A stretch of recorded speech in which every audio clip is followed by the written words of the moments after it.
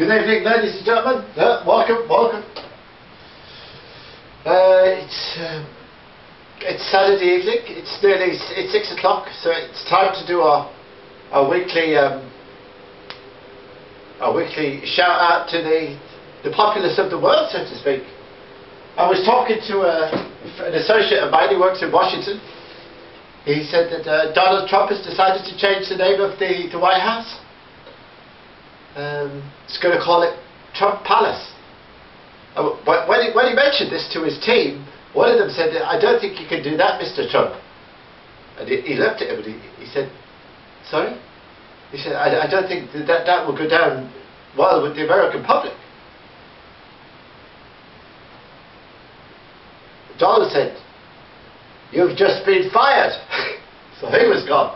I don't know what his name was, but you don't mess with the Donald. Anyway, I was up in Lidles the other day, as you know, Lidl stores. They have a big Lidles in Ballina and a little Lidles. The little one was a very busy place first, and that day they opened one twice the size of it, now a big one and a little one. I think they're keeping the two of them open to keep Aldi out, because if they come in, that'd be competition. But they've been cutting back on the staff a lot recently, the last few years, because they used to have managers up there at one time. I mean, you could ask a manager, "What's the price of that thing with no price on it?" And he'd say, "Oh yeah, it's a 10 quid, 8 euros, whatever." Anyway, I was in there the other day, the big Lidls. And I walked in and I had a look over the tills. There was one person on the till. Well, it's kind of part of the course now for Tuesdays and Wednesdays, midweek. Anyway, I was walking around, getting me a few bits. And this old lady, she's looking over and she said, sorry. I said, "The wine is up there, love, the wine is up there." She says, No. "I'd like to find out the price of the walking sticks over there. There's no price on them." I said, "They're probably expensive, because that's what Lidls do. They'll have a load of shit for 2 or 3 euros, and then the stuff that's about 10 euros, they won't put any price on it. Even with the cheese and the hams, the expensive meats, they'd have all the cheap stuff would be priced to bits. There'd be fucking prices everywhere. But when you bring up the little pack of nice looking sausages or whatever, that'd be 12 euros, please. 12 fucking... Oh. Anyway, she says, no, she wants to find the price of the walking sticks. I says, well...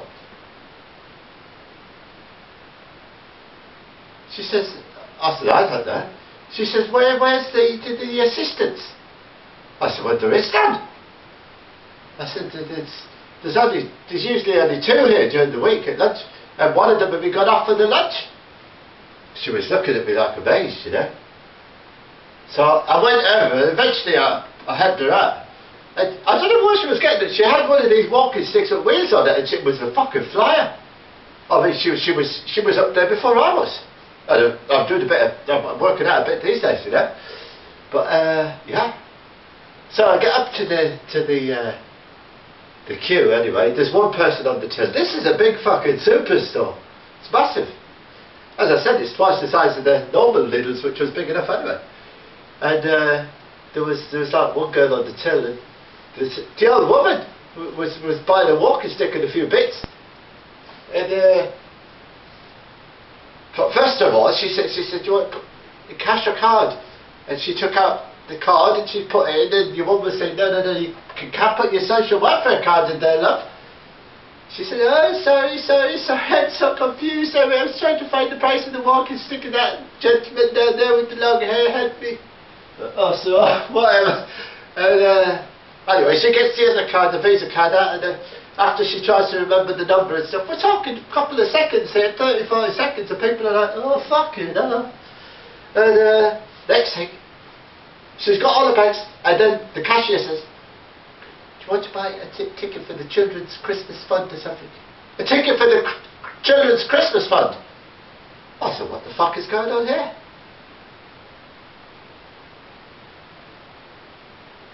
So the woman was looking at her. She said, No, I want to go home."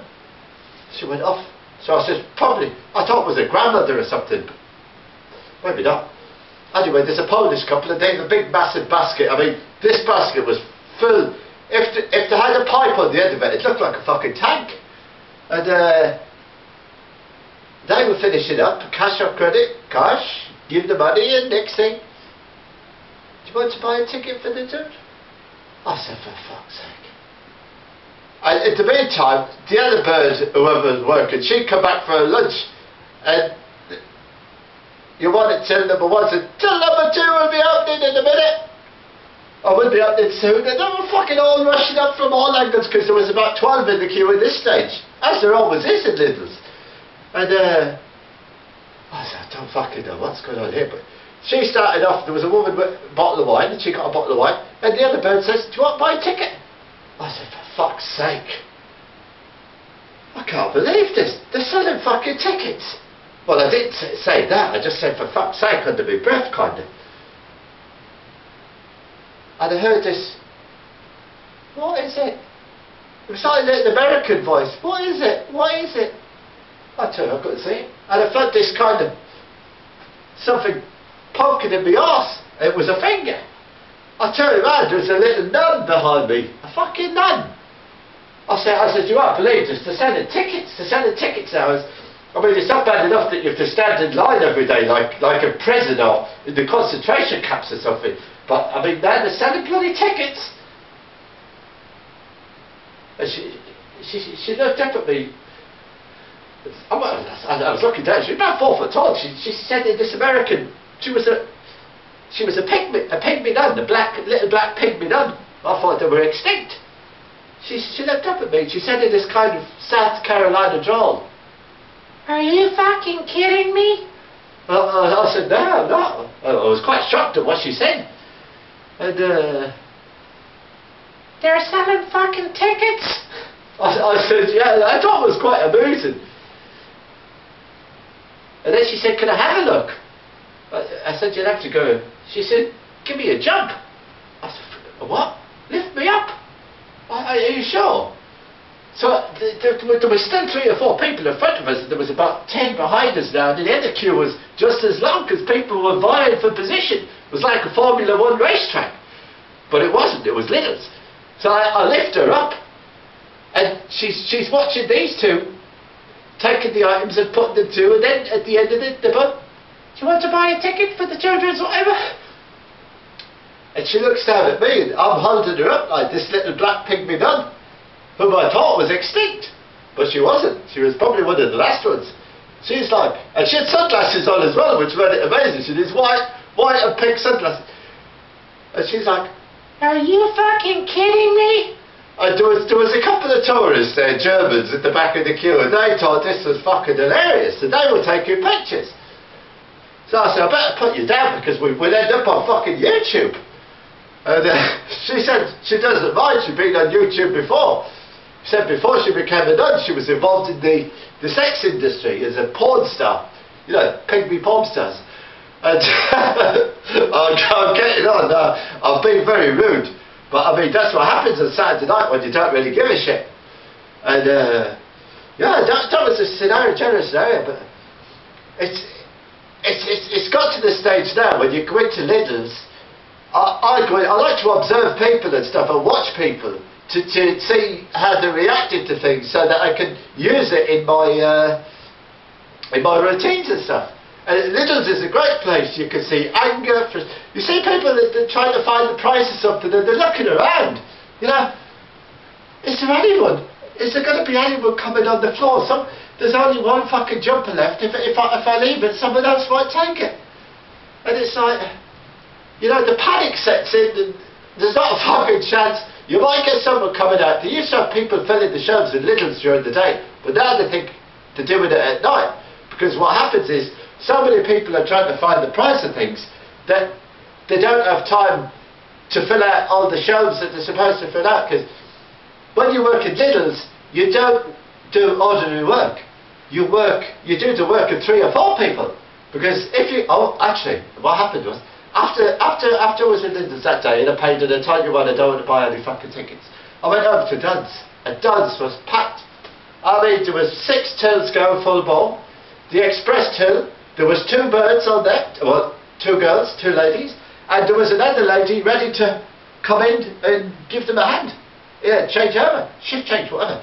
I said, for fuck's sake, I said, Dunn's is packed. And obviously, a lot of people must be saying to themselves, you know what? I might have to pay a little bit extra in duds, but then again, with the €10, oh, I won't even go there. I might have to pay a little bit extra, but at least the staff are they've got staff here. And they're creating employment, they're giving jobs. People at Lidles are probably saying, well, if we could have one person running each store, and Duns have 30 people, 20 or 30 people working in their stores, well, if we're only paying one person the wages, we might give them €12 an hour instead of 10, which Duns pay. But we'd be saving nearly 20, 30 grand a week. We'd be saving $2 million a year on labour if we could get one Superman or Supergirl to work in the store and do everything. But of course you'd need two. They wouldn't be able to wait there all day from 8 in the morning to 8 at night, because it'd be completely fucking knackered. No, you probably need two superhuman people to work at Lidl's. And yeah, the people are pissed off and they're speaking with their feet. The Duns is packed, and I have been in Tesco's for a while, but that's probably fucking packed as well. But Tesco's in Castlebar, packed.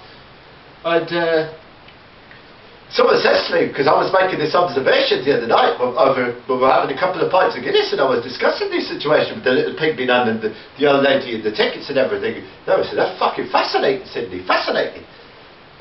One of my associates, Larry, he said, Tesco's and Duns, if you do a YouTube video about this, Tesco's and Duns will pay you a fortune.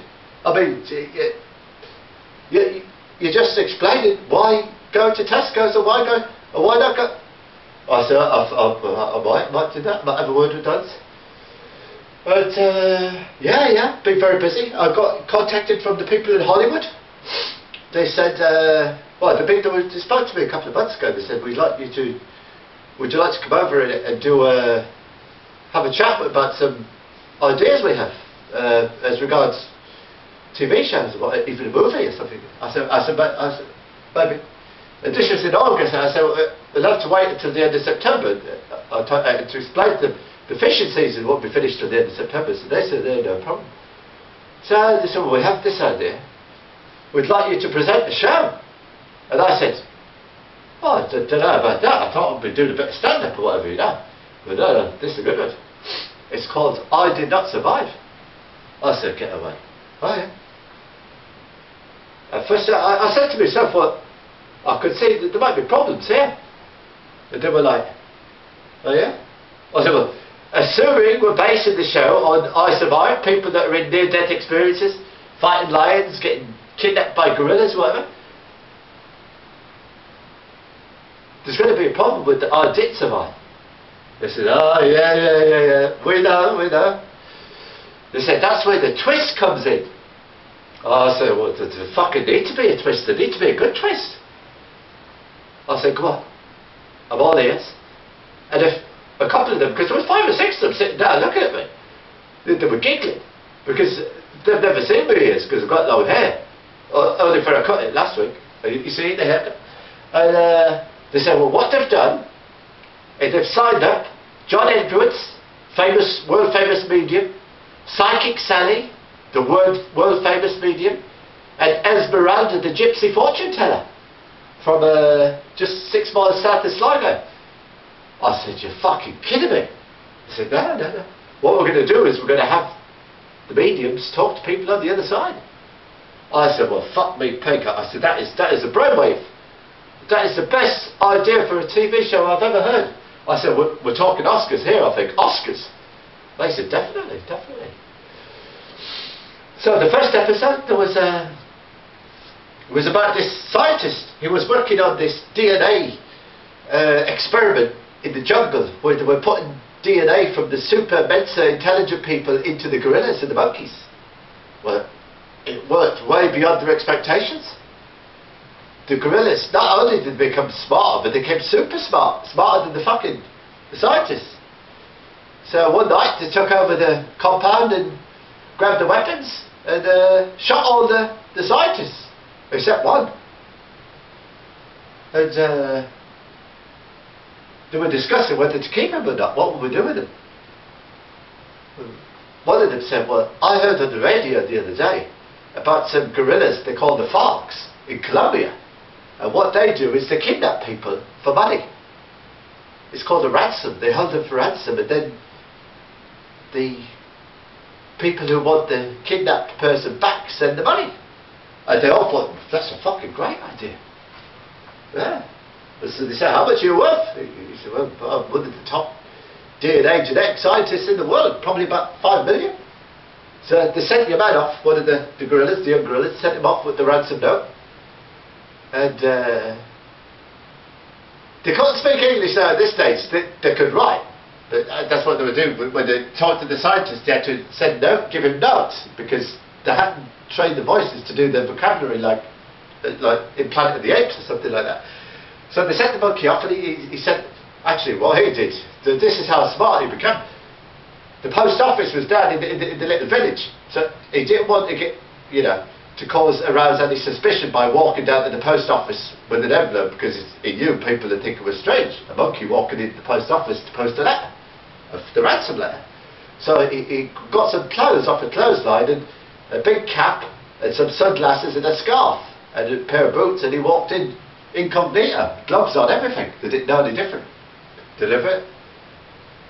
So as he was coming back to the jungle, he was thinking to himself, you know what? Even if they do give us the 5 million, what are we going to do with it? We can't really go around spending it, because we'll be caught. We're fucking monkeys and gorillas. And he put this to there was about 50 of them. They were having a meeting, kind of a board meeting in the jungle, about what they were going to do with the 5 million. And he said, well, it's going to be problematic, because the minute we start going into a place, people are going to, we might get away with it a couple of times, but eventually they're going to say, you're one of those fucking gorillas that kidnapped the the scientist. So the scientist he thought, well, great, they're going to let me go. And they were looking at him, and he was saying, are you going to let me go? And they said, well, we might be super intelligent, but we're still gorillas. And another one said, yeah, we're hungry as well. It's all right eating bananas, but we haven't had any antidote for a while. So they ate him. And John Edwards, Psychic Sally, fainted when she was conveying this back to on the show. She had she nearly had a heart attack. And Esmeralda, the fortune teller, the gypsy, she left. She said she wouldn't talk to gorillas or monkeys. She just said it wasn't, it was against a religion, something like that. But John Edwards, he kept it good. But I said to John Edwards, I said, I've got a friend that works in the FBI profiling division department, and they've been searching for a serial killer for the last 10 years. They spent $120 million. They've got 60 detectives working on it. And, well, that's for another episode anyway. But that's it. Oh, I forgot about this one. This is the news. Honestly, I swear to fuck, I better put the light up. The little light, the big light. The sun, guinea pig shot dead. Can you see that? Guinea pig shot dead. Now, you might ask yourself, you might say to yourself, what in the world is that about? I mean, it's just got to the stage now where the front page of a newspaper on Saturday, the 2nd, 3rd of December, the year 2016, guinea pig shot dead. I mean, fair enough, the person who owned the guinea pig, probably, it could have been them. They could have been involved in this monstrous crime. But does it really need to be on the front page of a newspaper? Because I never even heard of the guinea pig in question. I mean, maybe he'd been doing something that I haven't read about or seen in the internet or whatever, but it just seems amazing. One of my associates tweeted me, texted me today. He said that could have been the guinea pig that won 6 Olympic medals in the guinea pig Olympics. Running around those little things and doing the swing bar and that and whatever. I said, maybe so, but I don't think it warrants being on the front page of the Saturday newspaper. And he said he doesn't really give a shit because he doesn't read the newspapers. Neither do I. I will look at them for material of a comedic nature, But I will buy the Saturday paper because it gives the TV guide for the next week. And then I can pick out the foreign movies and the foreign TV shows that I like to watch that are not the usual trash that's on television day and night. As you see, we have nothing on the television now. But that's it for this evening, folks. I'd like to say hello to Del Moy, Carl and Liam, of course, and my brother and sister-in-law, Peter and Lane. And may the force of Allah and the peace of all the guinea pigs on earth be with you forever and ever. Amen. Thank you. That was quite good now, boys. In all fairness, I must admit that was a fucking, you know. That was alright. No. How many minutes did you go on for there? 20 minutes. 20 minutes. Now, for the people in YouTube land, we'd like to apologise. We were supposed to, that Larry was supposed to be doing the timekeeping, and we were supposed to pause the video after 50, because now we have YouTube, and the people in Microsoft are calling us and saying you can't have videos longer than 15 minutes, even if you have a huge worldwide fucking audience. They have to be less than 15 minutes, otherwise we block up the system. Do you know? So we've been in talks with what's his name, Zuckerberg. Do you know the fella from Facebook? No, it's Zuckerberg. It's Mark Zuckerberg. Zucker. I don't think it's Zuckerberg. Yes, deputy, please, everybody. That's right. We're in talks with your man from the fuck book about putting our own, you know, like an alternative to YouTube. We're putting it on. It's going to be called the Fuck YouTube, and that's about the size of it for this evening. So we're putting on these new glasses, which we've been given by what's the name of the glass company that are sponsoring the glasses? Let me see. Let me think of a good name of a glass.